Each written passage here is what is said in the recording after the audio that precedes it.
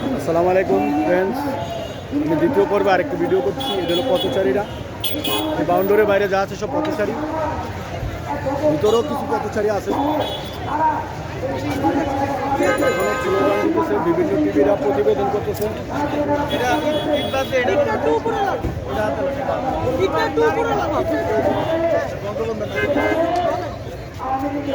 এক ভাই সোশ্যাল মিডিয়ায়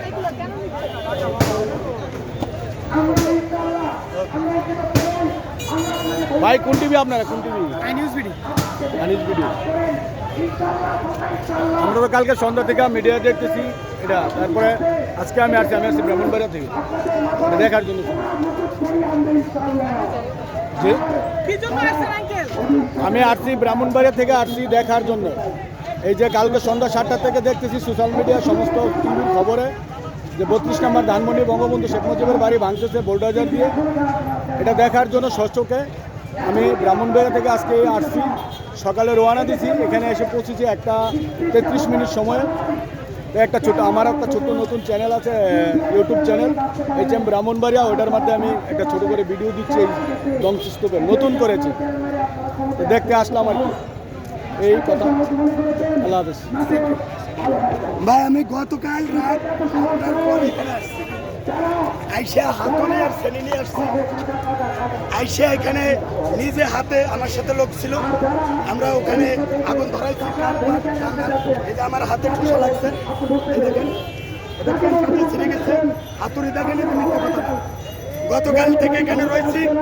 আমি গতকাল বলছিলাম যে ঈদের দিনে আমাদের খুশির দিন থাকে, ঈদের দিনকেও আমাদের এত খুশি যে ঈদের দিনকেও প্রায় হার মানায় দেয়।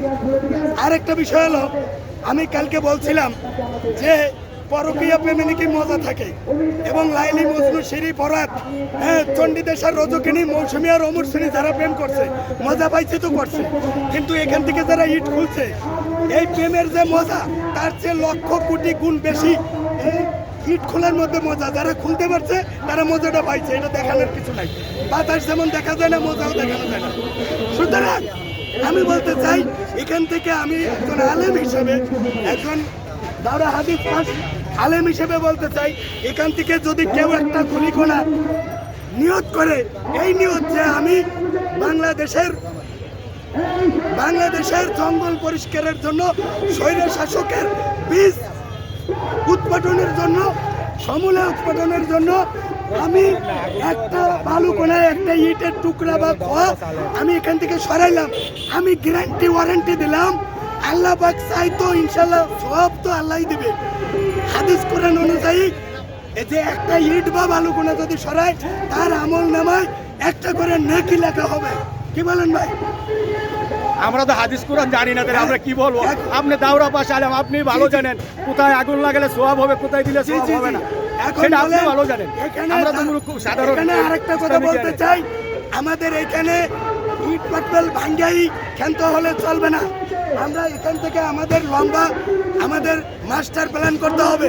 এখান থেকে আমাদের শেখ মুজিবের যে, আমার বাড়ি টুঙ্গিপাড়া গোপালগঞ্জ, আমি জানি ওই আওয়ামী লীগের লোক ওই শেখ মুজিবের ভগবান বানাইছে। হিন্দুরা যেমন ভগবান বলে, আর আওয়ামী লীগের লোকের ভগবান হলো স্বৈরের শাসক শেখ মুজিবুর।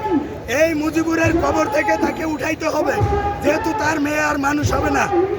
তাকে উঠাইয়া তার হাড্ডি গুড্ডি এখানে এনে জ্বালিয়ে পুড়িয়ে ভস্য করে আটলান্টিক মহাসাগরে প্লেনে করে নিয়ে প্রযুক্তির মাধ্যমে অতল গহ্বরে দিতে হবে, যেন কোনো মানুষ তো দূরের কথা, জেনেও যেন শেখ মুজিবের কোনো কিছু খুঁজে না পায়, যেন পুজো করার আর সুযোগ না পায়। হিন্দু ভাইরা পূজা করুক, 2 লাখ টাকা লাগে আমার কাছে চাক, মন্দির বানাই দেব, কিন্তু মুসলমান হইয়া পূজা করবে এই শেখ মুজিবরে ভগবান বানাইয়া, এটা বাংলাদেশের মানুষ মেনে নেবে না। বলেন ভাই, আমার সাংসারিক, অর্থনৈতিক, সামাজিক, আমার পারিবারিক জীবনে হাসিনা আমার শেষ করে দিছে মামলা দিয়ে। আমরা রাজনীতি করি না, আমাদেরকে বিএনপি জামাত সাজাইয়া মামলা দিছে। আমাদের পারিবারিক বিভাগ, আমার সুন্দরী বউ, এই সুন্দরী বউ আওয়ামী লীগের যুবলীগের পোলাপান তারা হস্তক্ষেপ করে আমার এই সুন্দরী বউকে ছুটাই দিছে।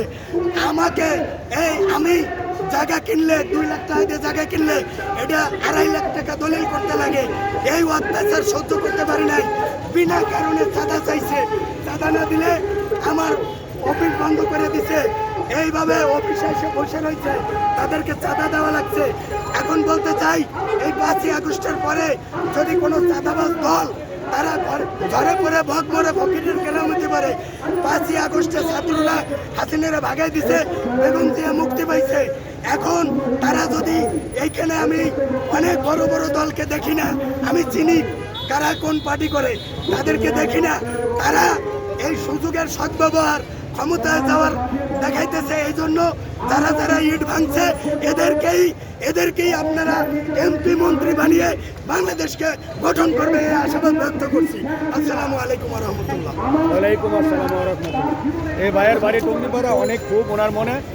আপনারা যারা টঙ্গিপাড়ার লোক আছেন তারা বলতে পারবেন ওনার সত্য মিথ্যাটা, আমরা তো আর অন্য ডিস্ট্রিক্টের লোক বলতে পারবো না। আমার আইডি কার্ড আছে, আইডি কার্ড আছে। এই যে আল্লাহ হাফেজ মোল্লা ভাই। মূল্যবান না, খান ভাই। ও খান ভাই, আচ্ছা। কি খান ভাইজান আপনার নামটা? আমার নাম খান মোহাম্মদ আবু বকর। খান মোহাম্মদ আবু বকর, দাউরা পাশ আলেম। হ্যাঁ, এবং আমি নব মুসলিমদের প্রতিনিধিত্ব করি। আচ্ছা আচ্ছা।